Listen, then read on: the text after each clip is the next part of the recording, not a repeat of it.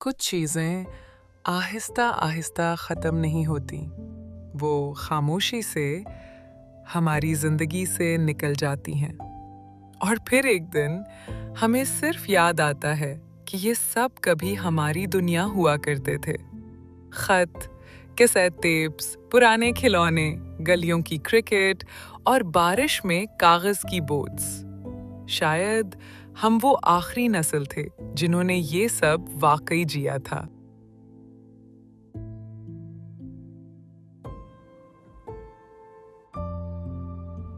एक वक्त था जब लोग टाइपिंग नहीं करते थे, वो दिल लिखते थे।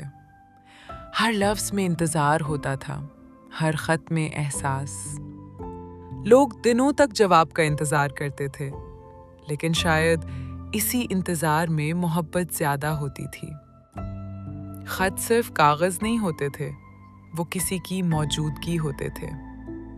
आज मैसेजेस फौरन आ जाते हैं, लेकिन शायद एहसास रास्ते में कहीं खो गया।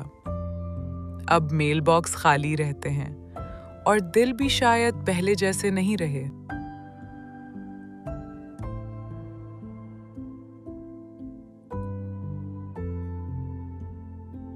म्यूजिक पहले सिर्फ बैकग्राउंड नॉइज नहीं होता था।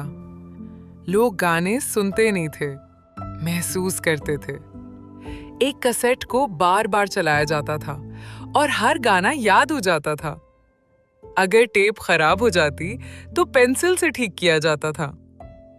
शायद उस वक्त चीजें स्लो थीं, लेकिन ताल्लुक गहरा था। आज लाखों सॉन्ग्स जेब में हैं, लेकिन पेशेंस कहीं खो गया।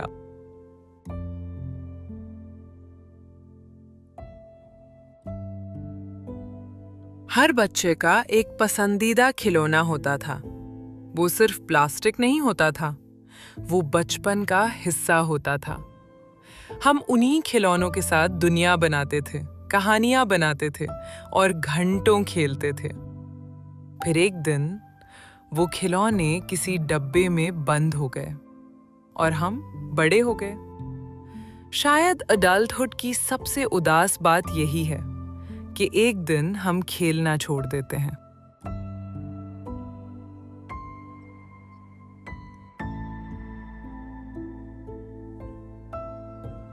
शाम होते ही गलियां भर जाती थीं।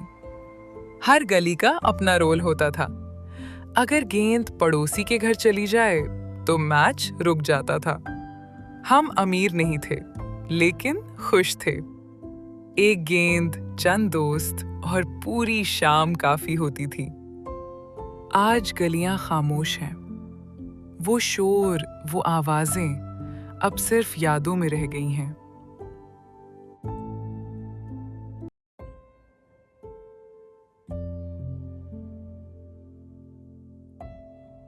बारिश पहले सिर्फ मौसम नहीं होती थी, एक इवेंट होती थी।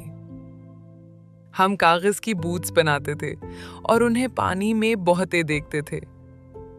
शायद खुशी इतनी सिंपल हुआ करती थी। हम छोटी चीजों में खुश हो जाते थे। अब बारिश आती है, लेकिन लोग जल्दी से फोन बचाते हैं। शायद हमने बारिश को महसूस करना छोड़ दिया।